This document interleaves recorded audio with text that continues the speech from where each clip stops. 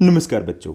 आज के इस एपिसोड में इस वीडियो में हम क्या बात करेंगे, हम बात करेंगे class 10th SST social science की और कंटिन्यू रखेंगे हमारी class 10th SST social science की मोस्ट इंपॉर्टेंट क्वेश्चंस की सीरीज को।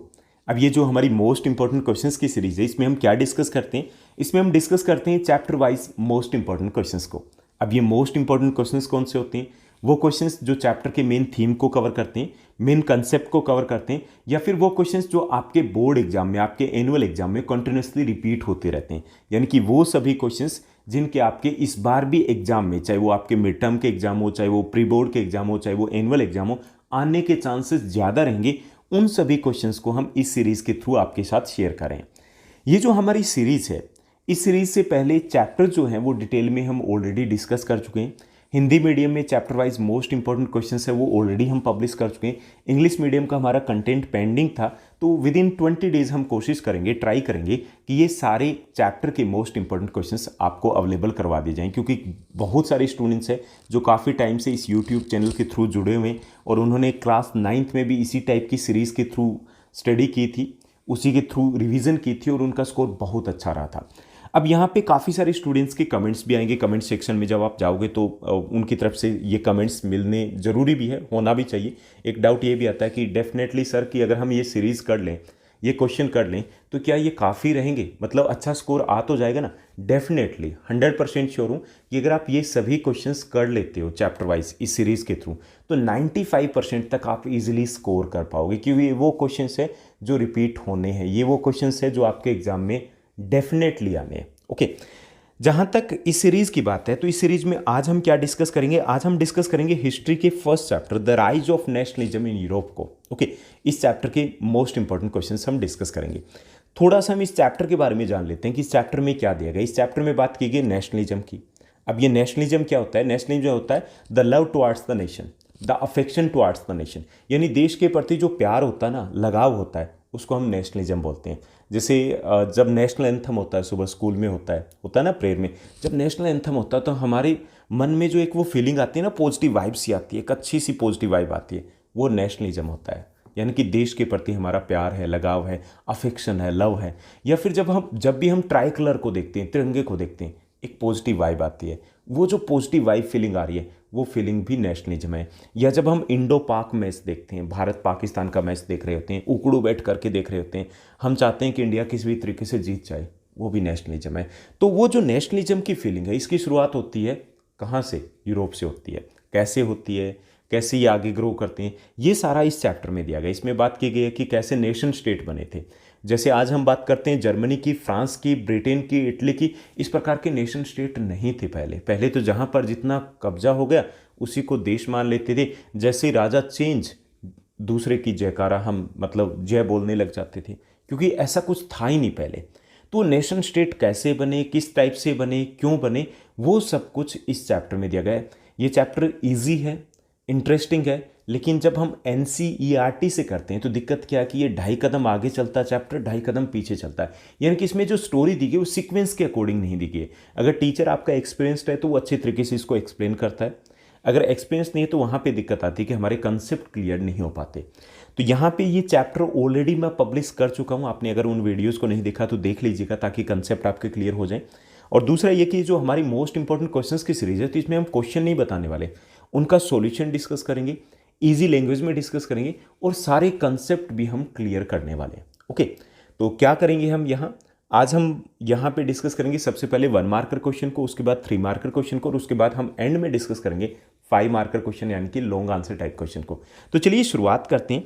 सबसे पहले हम बात करते हैं 1 मार्कर क्वेश्चन की। यहाँ पे मैंने एक और चेंज किया है। एक चेंज क्या किया है कि जितने भी क्वेश्चन यहाँ पे हम डिस्कस करेंगे उसको मैंने हिंदी में भी साथ ही साथ लिख दिया है, क्योंकि कई बार ऐसा होता है कि हमें कुछ कंसेप्ट ठीक से समझ में नहीं आए, जब क्वेश्चन ही हमने नहीं समझा तो इसका मतलब ये कि फिर आंसर देने में या समझने में थोड़ा सा इश्यू कई बार रह जाता है। तो कुछ स्टूडेंट्स की क्लास 9th की जो सीरीज़ थी उसके ऊपर इसी टाइप के कमेंट थे, तो हमने इस बार ये थोड़ा चेंज किया। तो यहाँ पे हु वॉज फ्रेडरिक सोरियो, यहाँ पे हमें बताना कि ये फ्रेडरिक सोरियो भाई साहब कौन थे।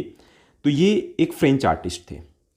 कौन थे? एक फ्रेंच आर्टिस्ट थे। इतना बता दोगे काफ़ी। अब देखिए कि जब आपने NCERT की बुक आप ओपन की, जब आपने पहला चैप्टर स्टार्ट किया तो उसमें कुछ पिक्चर्स दी गई है। वो जो पिक्चर्स दी गई वो इन्हीं फ्रेंच आर्टिस्ट फ्रेडरिक सोरियो के। ये जो फ्रेडरिक सोर्यू है, इन्होंने वर्ल्ड फेमस 4 प्रिंट की एक सीरीज़ तैयार की थी। एंड उन 4 प्रिंट की सीरीज़ में क्या किया था, उन्होंने इमेजिन किया था नेशन स्टेट को, कि एक ऐसे नेशन होंगे इन फ्यूचर में जिसमें एक जैसी कल्चर होगी, एक जैसी लैंग्वेज होगी, ओके, एक जैसी हिस्ट्री होगी, एक जैसा ज्योग्राफिकल एरिया होगा, तो वो लोग एक देश में रहेंगे। तो वो जो इमेजिनेशन थी, वो इमेजिनेशन बहुत इंपॉर्टेंट थी, because that inspired the people for the nation state. Inspire किया था कि भाई लड़िए, ये आपका देश है, ये बनाइए।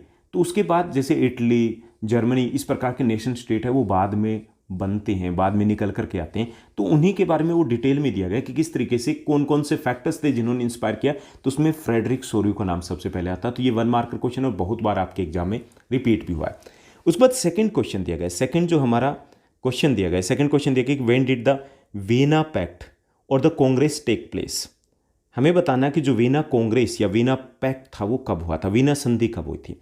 ये 1815 में हुई थी। अब ये बता दें कि है क्या चीज़, कि इन 1815 में जो नेपोलियन थे, Napoleon was defeated in his last battle of Waterloo. Waterloo की उनकी जो लड़ाई थी वो लास्ट लड़ाई थी 1815 में, वो हार जाते हैं।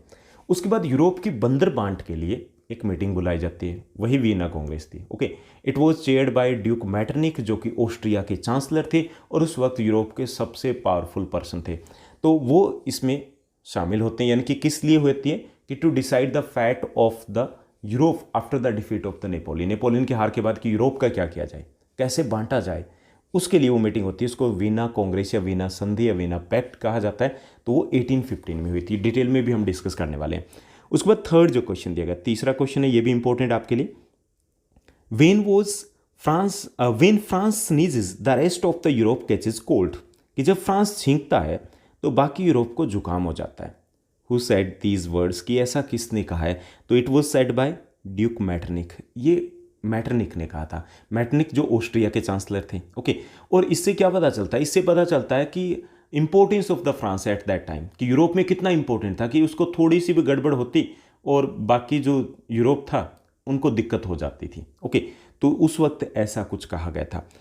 उसके बाद नेक्स्ट जो हमारा क्वेश्चन दिया गया, नेक्स्ट क्वेश्चन हमारा दिया कि in which year the treaty of Constantinople, या इसको कॉन्स्टेंटाइनोपल भी बोल सकते हो, ये साइन हुई थी। Okay, in which year the treaty of the Constantinople was signed. अब ये भाई, ये वर्ड क्या इतना अजीब सा लग रहा है। ये वर्ड है इस्तांबुल। नाम सुना आपने, मिशन इन इस्तांबुल, एक मूवी भी आई थी। इस्तांबुल है ना, जो तुर्की की कैपिटल है, ये वही जगह है, उसका पुराना नाम है ये। तो यहाँ पे एक संधि हुई थी, पैक्ट हुआ था। कब हुआ था ये बताना, ये 1832 में हुई थी। अब इतनी इंपॉर्टेंट क्यों है? इंपॉर्टेंट इसलिए, द ग्रीस जो थे, ग्रीस एक कंट्री है यूरोप की, आपको पता होगा, यूनान जिसको हिंदी में बोलेंगे। ग्रीस को फ्रीडम जो मिली थी वो इसी पैक्ट के, इसी ट्रीटी के थ्रू मिली थी। ओके, तो ये उसके मतलब उसी कंटेक्स्ट में इसकी बात की गई। तो so the treaty of Constantinople was signed in 1832। Okay, यानी कि कुस्तुनतुनिया की संधि वो 1832 में हुई थी। उसके बाद फिफ्थ जो क्वेश्चन दिया गया, व्हाट वाज जोलवेराइन। ये जोलवेराइन क्या था? A German custom union. It was a German custom union था, यानी कि एक जर्मन शुल्क संघ था। यानी कि एक तरीके से जैसे टैक्स के लिए अपना इनकम टैक्स डिपार्टमेंट अलग है ना, इसी टाइप से एक इनकम टैक्स डिपार्टमेंट समझ लीजिए कि it was a German custom union and it was establish in 1834। 1834 में इसको सेटअप किया गया था। ओके, ताकि पूरी जर्मनी से एक जैसे टैक्स लिए जा सकें। तो ये क्या था? It was a German custom union. इसी टाइप का क्वेश्चन आएगा, 1 मार्कर का, ज़्यादा डिटेल में नहीं जाना आपको।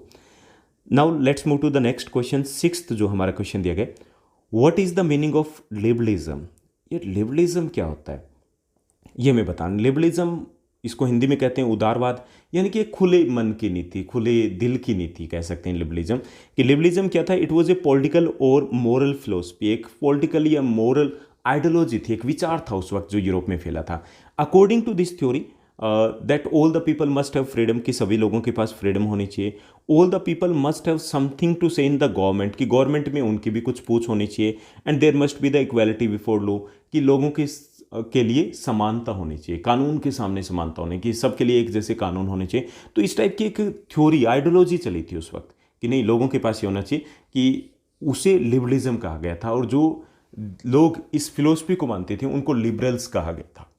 ओके, यानी कि लिबरल नेशनलिस्ट थे, जो चाहते थे कि देश भी बने, लेकिन देश में क्या होगा कि ऐसे राइट्स होने चाहिए, तो लोग बड़े जोर शोर से लग गए थे कि भाई नेशन बनेगा तो हमें फ्रीडम मिलेगी, गवर्नमेंट में हमसे भी पूछ करके काम किया जाएगा, और there will be equality before law, कि सब एक समान होंगे।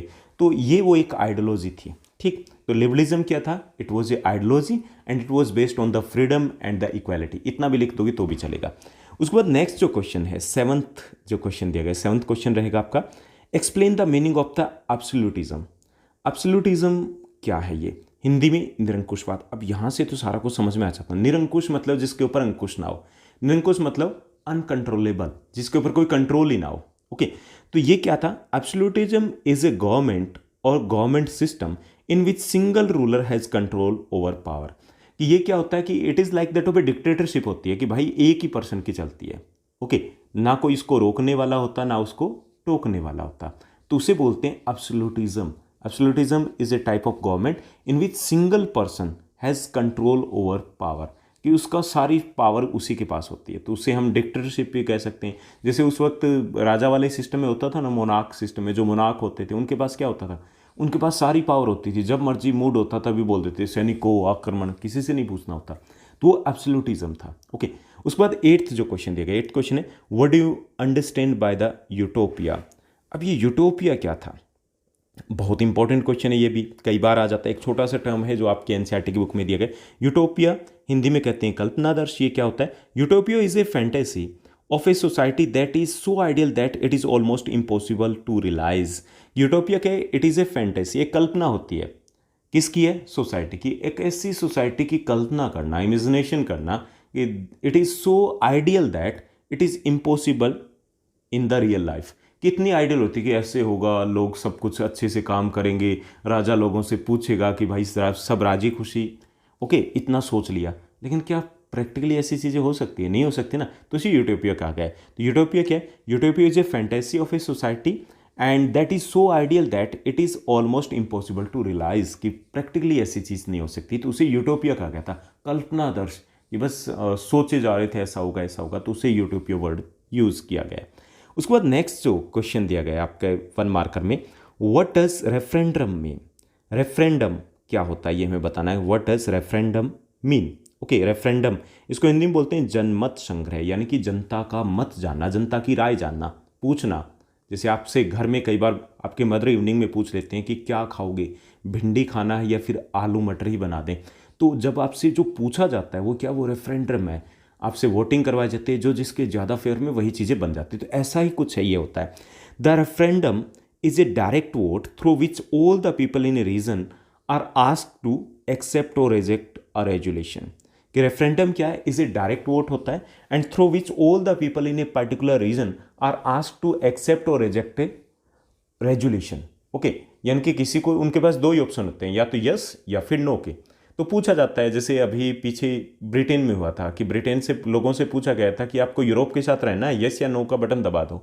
तो वो क्या था? रेफरेंडम था। तो रेफरेंडम क्या है? Is a direct vote through which all the people of a region are asked to accept और रिजेक्ट अ रेजुलेशन, कि आपको या तो एक्सेप्ट करना है या उसको रिजेक्ट करना है। तो वो क्या है? वो रेफरेंडम है। जैसे आपसे कई बार पूछ लेते हैं, आप ज़्यादा कहते हो कि मुझे वहाँ नहीं जाना, ये नहीं जाना, मतलब मुझे तो ड्रेस अच्छी नहीं मिली, ये नहीं मिली, मैं शादी में नहीं जा रहा या नहीं जा रही। तो लास्ट में मॉम बोलते हैं जाना है या नहीं जाना। वो रेफरेंडम होता है कि भाई हाँ या ना बता दे, बस ठीक है, नहीं जाना तो नहीं जाना। तो ये रेफरेंडम है। उसके बाद 10th जो हमारा क्वेश्चन दिया गया, 10th क्वेश्चन क्या है? 10th क्वेश्चन में बात की गई, right the meaning of feminism. यानी कि फेमिनिज्म क्या होता है उसका मीनिंग हमें बताना है। कि feminism is the belief that women should have economic, political and social equality with man. कि फेमिनिज्म क्या है? इज अन आइडियोलॉजी, एक आइडियोलॉजी है, and that believe that the women should have the equality in the society, कि महिलाएं या पुरुष सारे एक बराबर होने चाहिए। ओके, बस इतना सही, यानी कि अलग से लिखने की जरूरत नहीं कि इकोनॉमिक, पॉलिटिकल, सोशल इक्वालिटी। कि feminism is a ideology that believes that there must be the equality in the society among the males and females. Society में इक्वालिटी होनी चाहिए, उसे फेमिनिज्म कहा गया है। Okay, clear. उसके बाद नेक्स्ट जो क्वेश्चन दिया गया, 11th क्वेश्चन दिया गया, who established young Europe and Young Italy. दो सीक्रेट सोसाइटीज़ थी। सीक्रेट सोसाइटी समझते हो ना, कि जब गवर्नमेंट बैन कर देती है, जैसे अपने यहाँ पे होता था बिफोर द इंडिपेंडेंस, फ्रीडम से पहले ये था कि जो सोसाइटीज़ बनाई जाती थी, इस टाइप के ऑर्गेनाइजेशन, वो सीक्रेट होते थे। तो दो सीक्रेट सोसाइटी एस्टेब्लिश की थी, young Europe and Young Italy, chapter में दी गई, बहुत इंपॉर्टेंट है। Who establish the societies? तो ये एस्टेब्लिश की थी मेजनी ने। मेजनी कौन था? ही वॉज ए पॉलिटिशियन, एक पॉलिटिशियन था, and he was an Italian revolutionary, यानी कि एक रेवोल्यूशनरी था। रेवोल्यूशनरी क्या होता है? क्रांतिकारी था, जैसे अपने शहीद भगत सिंह जी हुए हैं, ओके, चंद्रशेखर आज़ाद हुए हैं, इसी तरीके से रेवोल्यूशनरी था मेजनी। कहाँ के थे? इटली के थे। उन्होंने ये दो सीक्रेट सोसाइटीज़ एस्टेब्लिश की थी, young Italy and young Europe. And main motive क्या था? For the unification of the Italy, Italy की यूनिफिकेशन के लिए। ठीक, तो ये हो गया हमारा 11th क्वेश्चन, जिसमें हमने बताया कि मेजनी ने यंग इटली और यंग यूरोप को एस्टेब्लिश किया था। उसके बाद 12th क्वेश्चन दिया गया है। 12th क्वेश्चन जो कि 1 मार्कर का लास्ट क्वेश्चन रहेगा, यहाँ पे पूछा गया हमसे, who were Marianne and Germania? Marianne और जर्मेनिया कौन थी ओके, ये बताना है। तो Marianne and Germania were the female allegories of France and Germany. France और जर्मनी की फीमेल अलगरीज थी। यानी कि ये क्या होता है, जैसे अपने होता है ना भारत माता, है ना अपने Bharat Mata, that is a female figure of India. तो सेम वे में these were the female figures of France and Germany. Marianne belong to the France and Germania Germany से। This stood as the personification of the republic and liberty, कि ये किसके प्रतीक थे? एक तरीके से ये एक तरीके से सिंबलाइज करते थे रिपब्लिक और लिबर्टी को। यानी कि जैसे अपने देश में हमने भारत माता जो है, that is the symbol of India, India का पर्सोनिफिकेशन करते हैं ना, ऐसे ही वहाँ पर जो मारियान थी that was related with the France, and Germania थी वो जर्मनी से रिलेटेड थी। And they stood as personifications of the republic and liberty को रिप्रेजेंट करते हैं ये। यानी कि इनका मतलब होता है कि रिपब्लिक कंट्री है, इनका मतलब होता है कि यहाँ पे लिबर्टी है। तो उस वक्त जब नेशनलिज्म का मूवमेंट चल रहा था, तो इन दोनों फीमेल फिगर्स को काफ़ी ज़्यादा यूज़ किया गया था, लोगों को यूनाइट करने के लिए, लोगों को एक साथ जोड़ने के लिए, देश से जोड़ने के लिए। ओके, तो ये थे हमारे 1 मार्कर क्वेश्चन इस चैप्टर में से, जो मैं अलग अलग से निकाल के लेके आया हूँ। और इस टाइप के क्वेश्चन ही इस चैप्टर में से पूछे जाते हैं, वो डायरेक्ट सीधे वाले क्वेश्चंस कम पूछे जाते हैं। क्लियर? अब हम चलते हैं सेकंड सेगमेंट में। सेकंड सेगमेंट में हम डिस्कस करेंगे इस चैप्टर के मोस्ट इंपॉर्टेंट 3 मार्कर क्वेश्चन को। तो यहाँ पे फर्स्ट जो क्वेश्चन दिया गया है, फर्स्ट क्वेश्चन रहेगा, right a note on the Greek war of independence. यानी कि ग्रीक वॉर ऑफ इंडिपेंडेंस है, उसके बारे में हमें बताना है। यानी कि यूनान, ग्रीस की बात की जा रही है, उसका जो स्वतंत्रता संग्राम था उसके बारे में हमें कुछ बताना है। The Greek war of independence was a successful war of independence. ये क्या था? ग्रीक वॉर ऑफ इंडिपेंडेंस क्या था? It was a war of independence. Okay, it was a successful war of independence, यानी कि आज़ादी की लड़ाई थी। और कैसी थी? कामयाब रही थी, लास्ट में जीत गए थे। ठीक, so Greek war of independence was a successful war of independence. It was launched in 1821। 1821 में इसको लॉन्च किया गया था, किसके खिलाफ? Against the Ottoman empire, because Greece was under the control of the Ottoman empire, जो मेनली उसका नींव कहाँ थी? टर्किस, ओके, तुर्की जिसको हिंदी में बोलते हैं, टर्की में बेस था, तो टर्किस एम्पायर के अंडर में आता था Greece. So in 1821 a war or a movement was launched against the Ottoman Empire, and the main objective was the freedom of the Greece. Greece की फ्रीडम इसका objective था।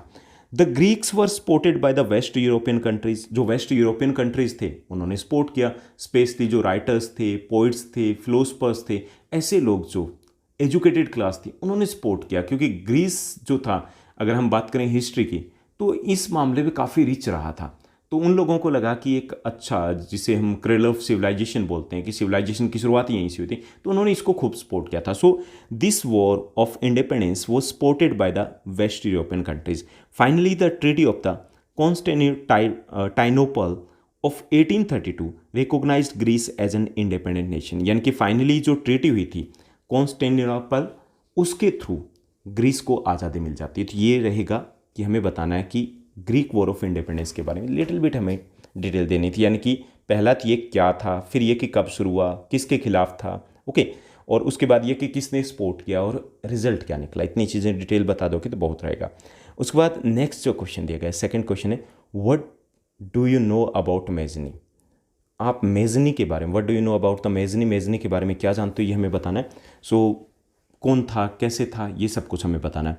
Mazzini born in 1807 में उनका जन्म हुआ था, and was an Italian politician and the revolutionary.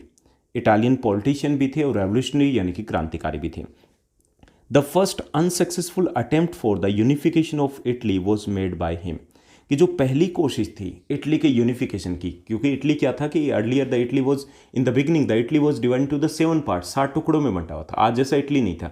तो उसको एक साथ जोड़ने का पहले जो कोशिश थी, जो पहला अटैम्प्ट था, वो इन्हीं भाई साहब ने, मेज़नी ने किया था। So the first unsuccessful attempt, जो कि कामयाब नहीं रहता, unsuccessful attempt for the unification of the Italy was made by him. He founded 2 secret societies, उन्होंने इसके लिए for this purpose he founded 2 secret society setup की थी। First one was Young Italy and second one was Young Europe. Australian chancellor Metternich once described him as the most dangerous enemy of our social order, कि इससे हम idea लगा सकते हैं कि मेज़नी कितने ज़्यादा पावरफुल थे उस टाइम में, कि ऑस्ट्रेलियन चांसलर मैटरनिक ने कहा था कि समाज के लिए सबसे बड़ा खतरा ये बंदा है, क्योंकि वो जोड़ तोड़ में लगे हुए थे। ओके, तो दोबारा से देखिए कि मेज़नी क्या था। Mazzini was born in 1807।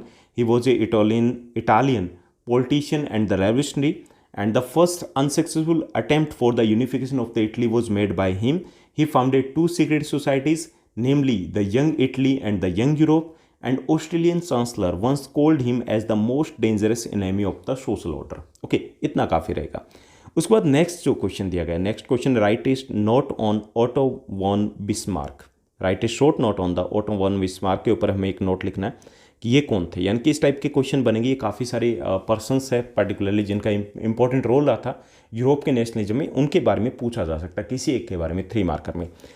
तो हमें बताना है कि ये बिस्मार्क कौन थे। ठीक, Bismarck was the chief minister of Persia, Persia के चीफ मिनिस्टर थे। अब ये पर्शिया क्या है, जो जर्मनी था ना बिफोर द यूनिफिकेशन, कई सारे टुकड़ों में बंटा था, उसमें से सबसे इंपॉर्टेंट, सबसे पावरफुल, सबसे बड़ा जो टुकड़ा था दैट वॉज द पर्शिया। ठीक, so Bismarck was the chief minister of Prussia.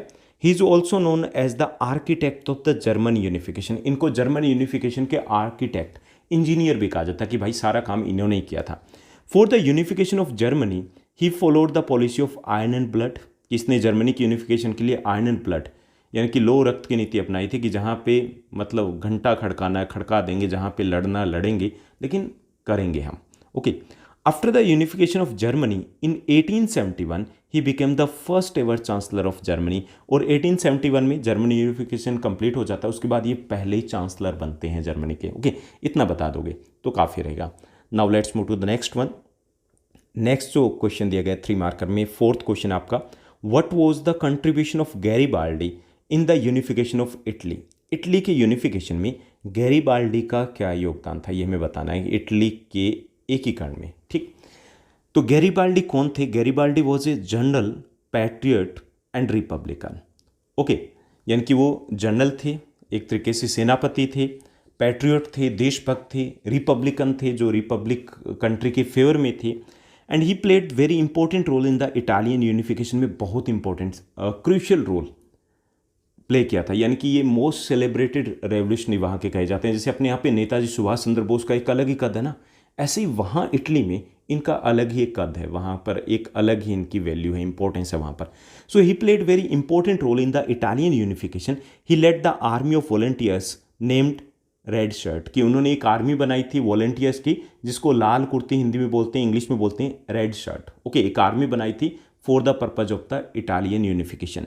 He almost single handedly United northern and the southern Italy and paved the way for the creation of the kingdom of Italy, कि उन्होंने लगभग अकेले अपने दम पर United northern and the southern Italy को एक साथ मिला दिया था। Okay, and in this way paved the way for the creation of the kingdom of Italy, यानी कि इटली का जो यूनिफिकेशन था उसके लिए सबसे बड़ी जो दिक्कत थी, उस दिक्कत को इस बंदे ने दूर कर दिया था। दोबारा देखिए गैरीबाल्डी कौन था। Garibaldi was a an Italian general, patriot and the republican. Okay, he played very important role in the Italian unification. He led the army of volunteers named Red Shirt, and he almost single-handedly united northern and the southern Italy and paved the way for the creations of the kingdom of Italy. Okay, इतना हमें बताना है, यानी कि सबसे important role इन्होंने ही play किया था। उसके बाद नेक्स्ट जो हमारा क्वेश्चन रहेगा, नेक्स्ट क्वेश्चन 5th क्वेश्चन रहेगा 3 मार्कर क्वेश्चन में, write the main features of Napoleon's civil code of 1804। Napoleon के जो सिविल कोड 1804 है, जिसको हम नेपोलियनिक कोड भी बोलते हैं, उसके हमें मेन फीचर्स बताने। Napoleon's code usually known as the civil code of 1804 was introduced by Napoleon. Napoleon ने ये इंट्रोड्यूस किया था, यानी कि इसको नेपोलियन कोड क्या है, ये एक तरीके का नया कॉन्स्टिट्यूशन था, ओके, संविधान था, तो उसको नेपोलियन कोड या सिविल कोड ऑफ 1804 कहा जाता है। It secured the right to property, इसमें क्या दिया गया था, नई चीज़ जो दी गई थी उसमें सबसे इंपॉर्टेंट था it secured the right to property. पहले क्या था, people didn't have the right to property, it means that कभी भी राजा के मन में आता है भाई इसको छीन लो तो छीन लिया जाता था। अब ऐसा नहीं था कि अगर किसी ने अपनी कोई प्रॉपर्टी बनाई है मेहनत से तो उसको छीन नहीं सकता था, even the ruler, okay. So it secured the right to property to all the people. Second, it established equality before law. दूसरी चीज, one nation one law ensured in the entire Europe. Entire Europe में one nation one law को introduce किया गया था, यानी कि पूरे देश में ऐसा कर दिया कि सबके लिए एक जैसे कानून रहेंगे। So it established equality before law. It removed all the privileges based on birth. Birth based जो राइट्स होते थे कुछ लोगों के पास, उसको खत्म कर दिया कि सारे एक बराबर होंगे। It abolish the feudal system था, वो अबोलिश कर दिया गया था। It improve the transport system, it improve the tax system, ऐसी बहुत सारी चीज़ें हम लिख सकते हैं। इट रिड्यूस द करेंसीज, काफ़ी सारी करेंसीज होती थी उसको रिड्यूस करके 4 पे ले आए थे, तो बहुत सारी चीज़ें इसमें थी 1804 की सिविल कोड में। दोबारा से देखिए, Napoleon's code usually known as the civil code of 1804, it was introduced by the Napoleon. It secured the right to property, लोगों को राइट टू प्रॉपर्टी मिल गया था, यानी कि उनकी प्रॉपर्टी छीनी नहीं जा सकती थी अब, जो कि पहले ऐसा होता था। It established the equality before law, और we can say that it introduced one nation one law. It removed all the privileges based on the rights, यानी कि बेस्ड ऑन बर्थ बेस्ड जो स्पेशल राइट्स लोगों को मिलते थे वो खत्म कर दिए गए। इट अबोलिश्ड फ्यूडल सिस्टम को खत्म कर दिया गया था। एंड नेपोलियन और the civil code introduced one nation one uniform measure, यानी कि मापतोल के एक जैसे पैमाने ले आए थे। जो ट्रांसपोर्ट सिस्टम था उसको इम्प्रूव किया था, ट्रेड सिस्टम को इम्प्रूव किया था, यानी कि बहुत सारी चीज़ें इम्प्रूव की गई थी। ये सब कुछ था नेपोलियन कोड में।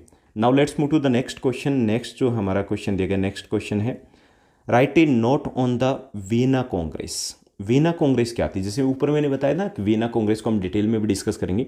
वीना कांग्रेस थी क्या, ये हमें बताना है। The Vienna Congress was held इन 1814, 1815 में होती है, इन वियना में होती है, after the defeat of the Napoleon, यानी कि नेपोलियन की डिफीट कब होती है, 1815 में। कौन सी लड़ाई में होती है, द बैटल ऑफ वाटरलू में। उसके बाद यूरोप की बंदरबांट के लिए वीना कांग्रेस होती है। सो the Vienna Congress was held इन 1814, 1815, यानी नवंबर 1814 से 15 तक चलती है, जैन तक, okay. 1814, 1815 in Vienna after the defeat of the Napoleon. The Vienna Congress was headed by duke Metternich, इसके हेड होते हैं इसमें ब्रिटेन के साथ साथ रशिया, ऑस्ट्रिया, ओके, पर्शिया, ये 4 नेशन इसमें शामिल होते हैं और हेड होते हैं ड्यूक मैटरनिक। 4 नेशन यानी कि जिन्होंने मिलकर के नेपोलियन को हराया था, क्योंकि अकेले किसी नेशन के बस की बात नहीं थी नेपोलियन को हराना।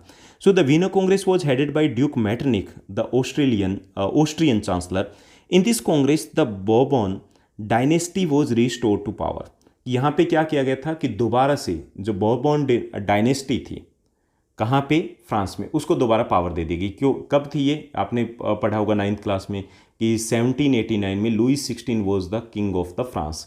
तो वो किस डायनेस्टी से था, इसी डायनेस्टी से था। डायनेस्टी समझते हो ना, जैसे मुगल थे तो वो डायनेस्टी थी मुगल, ऐसे ही जो बोर्बन डायनेस्टी थी उसको दोबारा से पावर दे दी गई। पहला डिसीजन ये लिया गया। Second, France lost the territories it had annexed under Napoleon. Napoleon के अंडर में जितना भी कब्जा किया गया था, लगभग पूरे यूरोप पे कब्जा कर लिया था, वो उससे छीन लिए गए, okay. France lost the territories it had annexed under Napoleon. On the boundaries of the France a series of states were set up to prevent the French expansion in future. और फ्रांस के चारों तरफ छोटे छोटे देश बना दिए गए थे ताकि इन फ्यूचर में फ्रांस इधर से उधर ना भाग पाए, यानी कि दोबारा से ऐसे हालात ना आए जैसे कि नेपोलियन ने कर दिए थे। तो ये सब कुछ हुआ था वीना कांग्रेस में। सो Vienna Congress was held in 1814-15 and it was held after the defeat of the Napoleon in the battle of the Waterloo. The Vienna Congress was headed by the duke Metternich and in this congress the Bourbon dynasty in France was restored to power. उनको power दोबारा दे दी गई थी, दोबारा राजा उनको बना दिया गया था। France lost all it's territories that one by the Napoleon. जो नेपोलियन जितनी भी जीती थी वो प्रदेश उनसे छीन लिए गए थे। And new states were established on the boundaries of the France. France की बाउंड्रीज पे नए स्टेट्स बना दिए गए थे। तो ये सब कुछ हुआ था वीना कांग्रेस में। Now let's move to the next one. Next हमारा नेक्स्ट सेगमेंट की ही बात करेंगे। नेक्स्ट सेगमेंट है हमारा जिसमें हम डिस्कस करेंगे लॉन्ग आंसर टाइप क्वेश्चंस, यानी कि आपके 5 मार्कर क्वेश्चन। और 5 मार्कर क्वेश्चन भी इस चैप्टर में से लगभग कन्फर्म रहता है एक, क्योंकि बहुत इंपॉर्टेंट चैप्टर है ये। तो यहाँ से फर्स्ट जो हमारा 5 मार्क का क्वेश्चन बनेगा, what steps did the French revolutionaries take to create a sense of collective identity among the French people. कि यहाँ पे हमें बताना है कि जो फ्रेंच लोग थे उन्होंने वहाँ के लोगों में कलेक्टिव आइडेंटिटी, कि उन लोगों को लगे कि हम एक ही देश के नागरिक हैं, उन लोगों को लगे कि हम आपस में भाई भाई हैं, उन लोगों को लगे कि हम सब फ्रेंच हैं। ऐसा करने के लिए वहाँ के लोगों ने क्या कदम उठाए थे कि उन लोगों में एक नेशनलिज्म की फीलिंग आई, जैसे अपने देश में भी था कि पहले we were united on the various, we were divided on the various basis, हम बंटे हुए थे, हमें पता ही नहीं था कि हम एक ही कंट्री के पार्ट हैं। तो कई सारे फैक्टर्स थे जिन्होंने अपने को जोड़ा था एक साथ। तो ऐसा ही फ्रांस में हुआ था कि अर्लियर दे वर डिवाइडेड, तो क्या कुछ ऐसा किया गया था कि वो जुड़ गए थे, उनको लगा कि हाँ हम सब एक हैं, उनको लगा कि हाँ हम सब फ्रेंच राष्ट्र के सिटीजन हैं। तो ऐसा क्या किया गया था ये हमें बताना है। तो इसमें काफ़ी सारे एफर्ट्स किए गए थे, काफ़ी सारे स्टेप उठाए गए थे। First, the ideas of the la patrie, the fatherland and the la citoyen the citizen emphasized the notion of united community enjoying equal rights under the constitution. सबसे पहले क्या किया गया था, the ideas of la patrie, the fatherland और the le citoyen was popularised, यानी कि उनको फेमस किया गया था, कि लोगों में एक फीलिंग भर दी गई थी कि ये जो फ्रांस क्या है, इट इज़ ए फादरलैंड। जैसे अपने यहाँ पे भारत माता है, उनके फ्रांस पिता है। ठीक समझ रहे हो ना, बस फीलिंग को समझ लीजिए। द आइडिया ऑफ द ले पैट्री and the le citoyen was popularised as a notion of a united community, कि इसको एक विचार के तौर पे पॉपुलराइज किया गया था और उसको इस नोशन के तौर पे पॉपुलराइज किया गया था कि in this all the people will have the equal rights, इसमें सारे लोगों के सामने एक जैसे राइट्स होंगे। ओके, सो पहला कदम तो ये उठाया गया कि लोगों को ऐसे जोड़ा गया कि this is our fatherland and we all are the citizen of this fatherland and we will have a common और द इक्वल राइट्स, कि हमारे पास एक जैसे राइट्स होंगे। उसके बाद a new French flag, tricolour flag was chosen to replace the former royal standard. Royal standard जो फ्लैग पहले होता था उसकी जगह एक ट्राइकलर फ्लैग, जैसा कि आपने थंबनेल के ऊपर देखा, इस टाइप के फ्लैग को इंट्रोड्यूस किया गया। जैसे अपने यहाँ पे तिरंगा किया गया था ना, कि हम तिरंगे से फीलिंग आती थी कि हम सब भारतीय हैं, तो ऐसे ही वहाँ पे to connect the people, to unite the people, they introduced new tricolour flag of the France. France के एक न्यू ट्राइकलर फ्लैग को इंट्रोड्यूस किया गया था। Estate General was renamed as the National Assembly. जो एस्टेट जनरल होता था उसको नेशनल असेंबली का नाम दिया गया था। वो इसीलिए दिया गया था कि so that the people feel that this is our assembly, कि हमारी असेंबली है, ये किसी एस्टेट की नहीं है, किसी एक ग्रुप की नहीं है। ओके, चौथा कदम जो उठाया गया था, uniform administration system was introduced, कि पूरे देश में एक जैसा एडमिनिस्ट्रेशन इंट्रोड्यूस किया गया था, कि जैसा पेरिस में हो रहा था वैसे ही साउदर्न फ्रांस में हो रहा था, वैसे ही नॉर्दर्न फ्रांस में, वैसे ही वेस्टर्न और ईस्टर्न पार्ट में हो रहा था, so that the people feel that we are the part of same nation, कि उनको वो फीलिंग आए कि भाई हम एक जैसे देश में रहते हैं। French was made the common language of the nation, और पूरे देश में फ्रेंच लैंग्वेज को नेशनल लैंग्वेज डिक्लेयर कर दिया गया था, इससे भी लोग आपस में जुड़े। Okay, and one nation one law was introduce, इसके साथ साथ एक देश एक कानून, उसको इंट्रोड्यूस किया गया ताकि इससे भी लोगों को लगे कि we are the part of the same nation. Okay, कई सारी चीज़ें की गई थी। First of all they popularise the ideas of the fatherland and the citizen, इस आइडियाज को पॉपुलराइज किया गया so that the people feel connection with the nation, ताकि वो नेशन से जुड़ा हुआ महसूस करें। Second, they introduce new French flag, tricolour flag है उसको इंट्रोड्यूस किया गया so that the people can connect them self with that, उससे वो कनेक्ट कर पाएँ। इसके साथ साथ एस्टेट जनरल है that was rename to the National Assembly, उसका रीनेम कर दिया गया। Uniform administration system was introduced for the entire country, पूरे देश में एक जैसा ही सिस्टम लागू किया गया। जैसे स्कूल में एक जैसा सिस्टम हो तो लगता है ना कि हम इसी स्कूल के हैं, एक जैसी यूनिफॉर्म हो लगता है ना कि हम एक ही स्कूल के हैं, फीलिंग तो आती है ना, तो वही फीलिंग वहाँ पे लाने की कोशिश की गई। French was made the common language और declared as a national language, उसको डिक्लेयर कर दिया गया था। And one nation one law was introduced, यानी कि पूरे देश में एक जैसा कानून लागू कर दिया गया था। तो ये सारे कदम उठाए गए थे ताकि लोग हैं वो जुड़े हुए महसूस करें कि हम एक देश के नागरिक हैं, सिटीजन हैं। Now let's move to the next question. Second यहाँ पे क्वेश्चन रहेगा, describe in brief the unification process of Germany. Germany की यूनिफिकेशन प्रोसेस को हमें ब्रीफ में बताना है कि जर्मनी का एकीकरण कैसे हुआ था। जैसे कि हमने चैप्टर में पढ़ा है कि earlier there was no nation such as the Germany, Germany type का कोई नाम का नेशन ही नहीं था। ओके, तो जर्मनी बनी कैसे, क्या क्या हुआ था ये हमें बताना है। तो यहाँ पे हेडिंग लिख लीजिएगा। फर्स्ट सबसे पहले क्या हुआ कि Germany unification process was a long process, it was not a sudden upheaval, it was not the result of the sudden revolt, कि ऐसा नहीं हुआ था कि क्रांति हुई, सैनिकों आक्रमण और बस उसके बाद जर्मनी बन गया, ऐसा कुछ नहीं हुआ था। It was a long process that continued for hundreds of years, कि कई सौ सालों तक ऐसी प्रोसेस चली थी धीरे धीरे। So German unification was a long process and it was a complex process. इतनी आसान भी नहीं थी लोगों को जोड़ना, तो काफ़ी जटिल प्रोसेस थी। First unsuccessful attempt of German unification was made in the Frankfurt parliament in 1848। 1848 में फ्रैंकफर्ट पार्लियामेंट होती है, उसमें पहली कोशिश की जाती है कि चलिए हम एक हो जाते हैं। Although that at that time the offer of the unification of the Germany का जो ऑफर दिया गया था काइजर विलियम को। ओके, तो उन्होंने उसको पर्शिया का जो किंग थे उसको ऑफर किया गया था कि भाई आप किंग बन जाइए जर्मनी के पूरे की। तो ही रिजेक्टेड दैट ऑफर, उस ऑफर को उन्होंने रिजेक्ट कर दिया। तो पहली जो कोशिश की थी, first unsuccessful attempt of German unification was made in the Frankfurt parliament in 1848 में कोशिश की गई थी, लेकिन वो कामयाब नहीं रहता because the offer to become the king of the Germany was denied by the king of Prussia के किंग है उस ऑफर को रिजेक्ट कर देते हैं। तो वो टाइम फिस हो गया था वो जो प्रोग्राम था उनका। After that the Prussia led the German unification process, उसके बाद पर्शिया बागडोर संभाल लेता कि भाई हम करेंगे यूनिफिकेशन, यानी कि 500 प्लस टुकड़े थे कि उनको हम जोड़ेंगे एक साथ। Okay, after that Prussia led the German unification process. Bismarck played the key role in the unification of Germany. Germany की यूनिफिकेशन में आर्किटेक्ट का जो रोल है, इंजीनियर का जो रोल है, सबसे इंपॉर्टेंट जो रोल है वो बिस्मार्क प्ले करते हैं। कौन था Bismarck? Bismarck was the chief minister of Prussia के चीफ मिनिस्टर थे वो। ओके, चीफ मिनिस्टर समझते हो ना, लाइक दैट ऑफ जैसे पहले के सिस्टम में वो सेनापति होते थे, इसी टाइप से ये चीफ मिनिस्टर थे वहाँ के।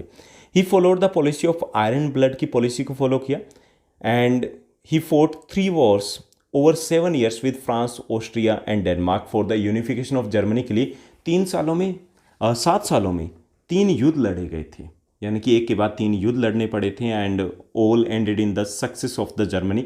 और पर्शिया की सक्सेस के साथ खत्म होते हैं, यानी कि तीनों में उनकी जीत होती है। Finally in 1871 German unification was completed and Kaizer William become the emperor of the Germany, और काइजर विलियम है वो जर्मनी के एम्परर बन जाते हैं। ओके, यानी कि इस तरीके से हुआ। पहले बताओगे कि एक लंबी प्रोसेस थी, फिर बताओगे कि ये कॉम्प्लेक्स प्रोसेस थी, फिर बताओगे कि पहली कोशिश फ्रैंकफर्ट पार्लियामेंट में हुई थी 1848 में, लेकिन वो कामयाब नहीं हुई थी। फिर बताओगे कि फिर पर्शिया ने कहा कि भाई गाड़ी मैं चलाऊंगा, मतलब मैं देखता हूँ इस मसले को, तो पर्शिया ने लीड किया था इसको। उसमें सबसे इंपॉर्टेंट रोल बिस्मार्क ने प्ले किया था, उसने आयरन ब्लड की पॉलिसी को फॉलो किया। और बिस्मार्क हैं वो चीफ मिनिस्टर थे पर्शिया के, ये भी बता दोगे। फिर ये कि for the purpose of the German unification 3 Wars were fort in the period of 7 years and in all 3 Wars Austria, France and Denmark were defeated, इनको हराया गया था। And finally in 1871 German unification was complete हो जाता है and Kaizer William first become the emperor of the Germany के सम्राट बन जाते हैं। ओके, तो ये थी जर्मन यूनिफिकेशन की किस टाइप से हुआ था। तो सिंपल सी लैंग्वेज में मैंने आपको बताया।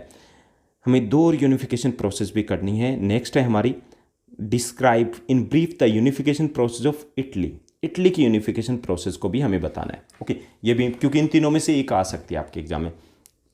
The Italian unification process was a long process, ये भी एक लॉन्ग प्रोसेस थी and it was also a complex process, ये भी टेढ़ी मेढ़ी थी, इतनी आसान नहीं थी। ठीक, in the beginning Italy was divide into the 7 parts और 7 स्टेट्स की 7 टुकड़ों में बंटा हुआ था इटली शुरुआत में। Okay, first unsuccessful attempt of the unification of Italy was made bye Mazzini, कि पहली जो कोशिश की थी इटली की यूनिफिकेशन के लिए वो अनसक्सेसफुल रही थी। वो किसने की थी? वो मेजनी ने की थी। Okay, for this purpose he founded 2 secret societies namely Young Europe and Young Italy, कि इस पर्पज के लिए उसने क्या किया? He established 2 secret societies, first one Young Europe and second one Young Italy. Okay, after that the Italian unification process was led by Sardinia Piedmont, कि उसके बाद जो प्रोसेस थी कि ये तो कामयाब नहीं हुए, तो उसके बाद सार्डिनिया पिडमॉन्ट क्या था कि it was the main part of the Italy के 7 टुकड़े थे ना, उसमें से एक पार्ट था जिसमें इटली के लोगों का कब्जा था, इटली का ही वहाँ पे किंग था, रूलर था, तो वो सार्डिनिया पिडमॉन्ट था जिसके एमनुअल जो सेकंड थे वो वहाँ के किंग थे। तो उसने कहा कि हम आगे की प्रोसेस को देखते हैं। So after that the Italian unification process was led by Sardinia Piedmont. Okay, Count Cavour कौन थे? The chief minister of the Piedmont. Okay, Sardinia Piedmont with his tactful diplomacy with France defeated the Austrians and freed the northern Italy. उसने क्या किया कि count Cavour की बात की जाए, he was the architect of the Italian unification के architect थे. He played the most important role in the Italian unification. Okay, with his tactful diplomacy से उसने क्या किया कि फ्रांस के साथ हाथ मिला लिए. And along with the France he defeated the Austrians को हरा दिया. And in this way they freed the northern Italy को फ्री करवा लिया उनसे. गैरीबाल्डी, उसके बाद गैरीबाल्डी का भी अपना रोल था. Garibaldi with his armed volunteers called red shirts defeated the Bourbon kings of Spain and freeing the kingdoms of two Sicilies, यानी कि साउदर्न इटली को उन्होंने फ्री करा लिया. Okay, in this way in 1861 the unification process of the Italy was completed and Victor Emmanuel II proclaimed himself as the king of the United Italy, और वो United Italy के king बन जाते हैं. यानी कि इसमें भी इतने पॉइंट्स देखोगे बहुत हो जाएगा, पूरी कहानी नहीं लिखनी है आपको, पूरी कथा नहीं लिखनी है. दोबारा से देखिए क्या क्या बताना है, दोबारा से मैं फास्टली आपको थोड़ा सा बता देता हूँ कि सबसे पहले तो बताओगे कि भाई ये जो प्रोसेस थी ना ये छोटी सी नहीं थी. It was not the result of the sudden movement कि एकदम से मूवमेंट हुआ चलो बन गया, ऐसा कुछ नहीं था. It was a complex process, बड़ी टेढ़ी मेढ़ी भी थी. शुरुआत में इटली 7 पार्ट्स में डिवाइडेड थी. सबसे पहली कोशिश मेजनी ने की थी. मेजनी ने इसके लिए 2 सीक्रेट सोसाइटी बनाई थी, यंग यूरोप और यंग इटली. और उसके बाद जो unification process was led by the Sardinia Piedmont जो था one of the part of these 7 states, वो इसको लीड करता है. और उसमें सबसे इंपॉर्टेंट जो की रोल होता है वो कावूर का होता है. Cavour was the chief minister of Sardinia Piedmont के चीफ मिनिस्टर होते हैं. And with the help of the France Cavour defeated Austrians को हरा देते हैं. And in this way they freed the northern Italy को फ्री कर लेते हैं. And southern Italy was freed by Garibaldi with the help of his army of volunteers red shirt, वो इसको फ्री कर लेते हैं. Finally in 1861 Emmanuel second become the king of the united Italy के किंग बन जाते हैं. तो ऐसी प्रोसेस इनकी चलती है, बस ठीक हो जाएगा. उसके बाद नेक्स्ट देखिए, नेक्स्ट हमारा 4th जो क्वेश्चन रहेगा. 5 क्वेश्चन रहेंगे लॉन्ग आंसर टाइप क्वेश्चन में. ये जो जितने भी हमने क्वेश्चन किए ये 5 के 5 क्वेश्चन आपके लास्ट 10 ईयर्स में बोर्ड एग्जाम में आए हुए हैं. ओके, लास्ट में बताने वाला हूँ कि सबसे इंपॉर्टेंट कौन सा रहेगा. उसके बाद 4th जो आपका क्वेश्चन रहेगा, 4th क्वेश्चन है describe in brief the strange case of British unification. British unification का स्ट्रेंज केस हमें बताना है कि उसकी अनोखी कहानी थी. भाई अनोखा क्या था ये हमें बताना है. In Britain the formation of the nation state was not the result of a sudden upheaval और रेवोल्यूशन. कि यहाँ ब्रिटेन में भी जो यूनिफिकेशन था, जो फॉर्मेशन ऑफ नेशन स्टेट था, it was not the result of the sudden movement etcetera. Okay, ये भी किसी रेवोल्यूशन या फिर मूवमेंट का रिजल्ट नहीं था. It was also a complex process, ये भी कॉम्प्लेक्स प्रोसेस थी, लॉन्ग प्रोसेस थी. And it was different from the other nation, ये बाकी नेशन की प्रोसेस से डिफरेंट थी. Because none war was fought for the unification, कोई भी युद्ध नहीं होता है. Okay, it was a bloodless unification. एक तरीके से ये कह सकते हैं कि पीसफुल यूनिफिकेशन प्रोसेस थी ये, यानी कि यूनिफिकेशन भी हो गया लेकिन युद्ध भी नहीं लड़ा गया. तो इसलिए स्ट्रेंज कहा जाता है. तो in Britain the formation of the nation state was not the result of the sudden revolution और the moment. And this process was also a long process, this was also a complex process, and this was different from the German जो Italian unification से अलग थी और strange थी. Strange इसलिए थी कि single war, even a single war was not fought for the unification of the Britain. Britain के यूनिफिकेशन के लिए युद्ध नहीं होता है. ठीक, उसके बाद it was the result of the long drawn out process का रिजल्ट था. There was no British nation prior to the 18th century, से पहले कोई ब्रिटेन नाम की चिड़िया भी नहीं थी, देश ही नहीं था. ठीक, England steadily grew in wealth. कि इसमें क्या था कि ब्रिटेन से पहले इंग्लैंड, अलग अलग ये देश थे. इंग्लैंड क्या था, स्टेडली ग्रू इन वेल्थ, पैसा ज़्यादा आ जाता है उसके पास, इंपॉर्टेंस में इंपॉर्टेंट हो जाता है. वहाँ पे जो आइलैंड्स हैं, कई सारे आइलैंड है ना, जो ब्रिटिश आइलैंड है उसमें 4 + 5 कंट्री आ जाते हैं, 5 नेशन है, तो उसमें सबसे इंपॉर्टेंट हो जाता है ये. Okay, and in power too. England steadily grew in wealth, importance and power, and it was able to extend its influence over the other nations of the islands. कि islands के जो other nation है, Wales, Scotland, Northern Ireland, Ireland, उन पे थोड़ा सा इसका दबदबा हो जाता है. ओके, यानी कि अभी तक ब्रिटेन नहीं बना था, लेकिन एक चीज़ क्लियर हो चुकी थी that Britain become little bit more powerful and wealthier than the other countries. जो नेबरिंग कंट्रीज थी उनसे थोड़ा सा पावरफुल हो जाता है. इन 1688 में ये प्रोसेस स्टार्ट होती है. In 1688 England established as a nation state.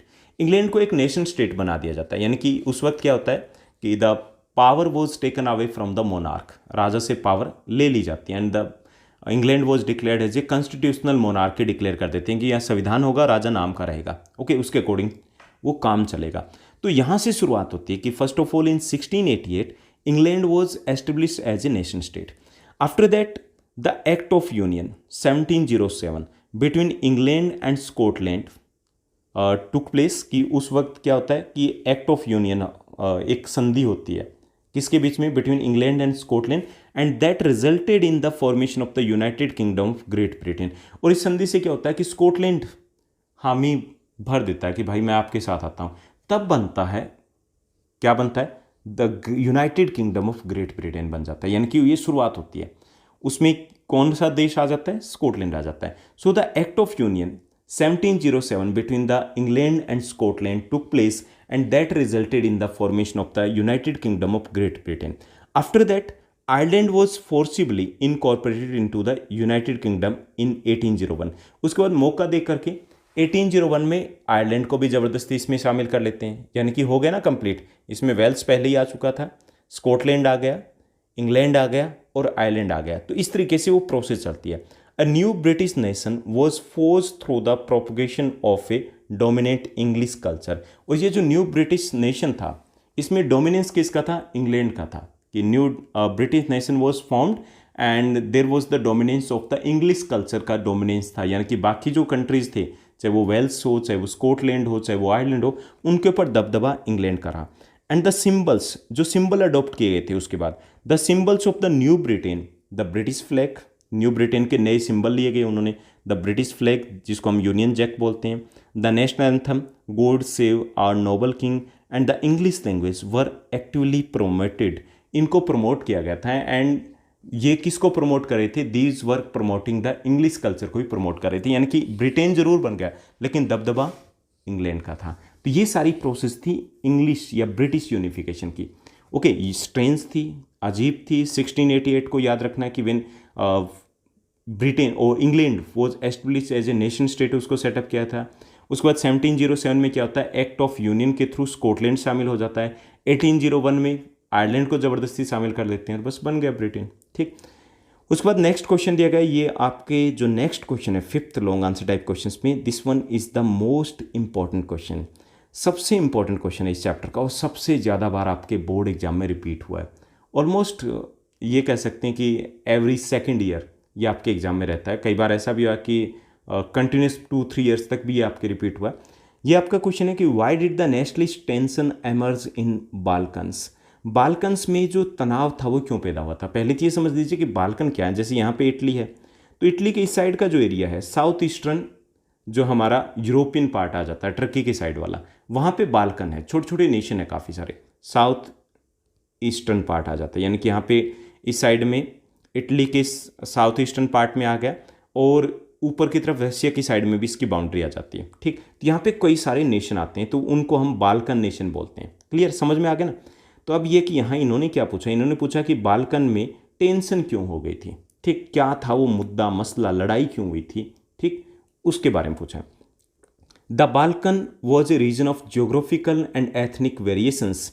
कि बाल्कन क्या था कि उसमें जियोग्राफिकल वेरिएशंस भी थी। जैसे कुछ पार्ट्स थे वो मेडिटेरियन सी के आसपास आते हैं, कुछ पार्ट्स जो नॉर्दर्न पार्ट में थे वहाँ की जो जियोग्राफिकल कंडीशन थी वो कुछ अलग थी। एंड यहाँ एथनिक वेरिएशंस भी थे। एथनिक वेरिएशंस मतलब यहाँ पे अलग अलग लिंग्विस्टिक ग्रुप थे, अलग अलग कल्चरल ग्रुप थे, भाषा भी अलग थी और कल्चर भी अलग थी, यानी वेरिएशंस बहुत ज़्यादा थी।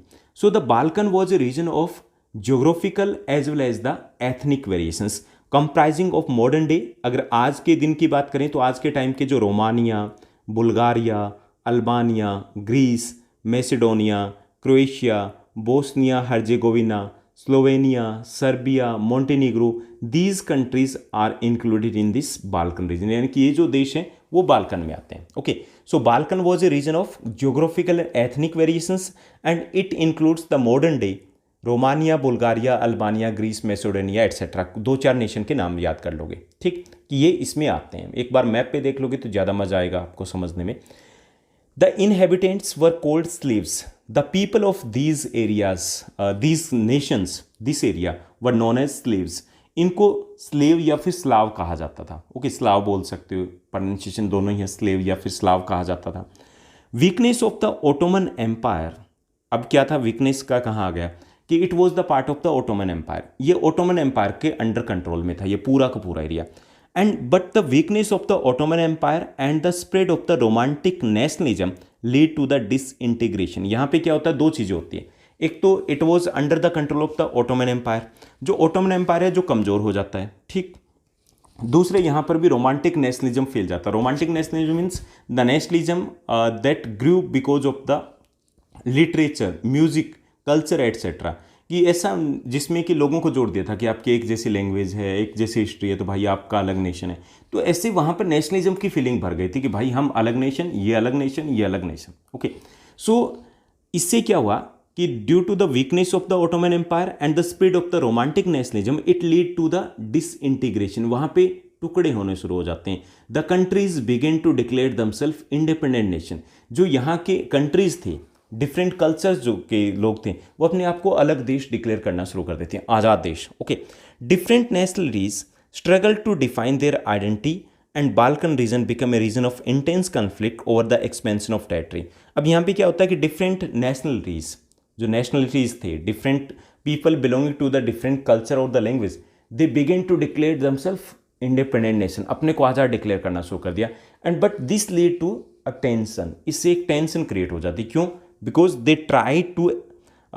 Try to expand their nation. Okay, यानी कि कन्फ्लिक्ट किस बात पे हो जाता है, ओवर एक्सपेंशन ऑफ टेरिटरी, कि उन्होंने सोचा कि भाई ज़्यादा देश पे हम कब्जा कर लेते हैं, इस इलाके पे हम कब्जा कर लेते हैं, आपस में तू मैं हो जाती है, आपस में वो उलझ जाते हैं। तो इससे क्या होता है, this lead to the series of war, कि वहाँ पे बहुत सारे युद्ध होते हैं, ठीक, यानी कि आपस में ही उलझ जाते हैं एक दूसरे, यानी कि पहले से एक तो ये था कि आज़ाद हो रहे थे कोई बात नहीं, लेकिन युद्ध शुरू हो जाते हैं कि हम ज़्यादा कब्जा करें या वो ज़्यादा कब्जा करें, ठीक, ऐसा कुछ। So the nations they declare themselves as independent nation and this lead to a series of war because they try to occupy more and more land, ज़्यादा से ज़्यादा ज़मीन पे वो कब्जा करना चाहते थे।